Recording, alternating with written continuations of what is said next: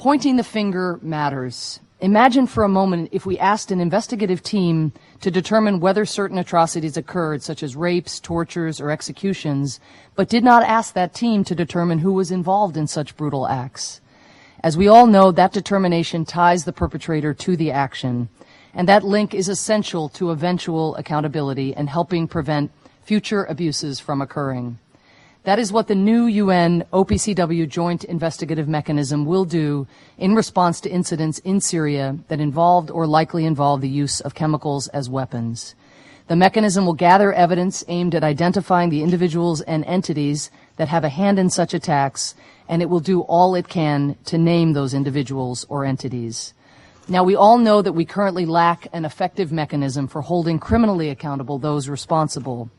But when the day comes that we have one, and that day will come, the evidence gathered by the Joint Investigative Mechanism will stand as a record not just of what has been done, but of who has done it.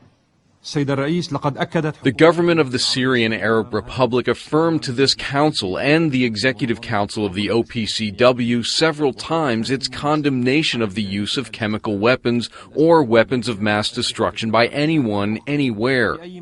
And I recall in this regard that the Syrian government and army have never used chemical weapons, and they will never use chemical weapons. Syrian civilians were targeted with the use of toxic chemicals and chemical weapons, including chlorine gas, by armed terrorist groups led by the Islamic State and the Al-Nusra Front. Thank the representative.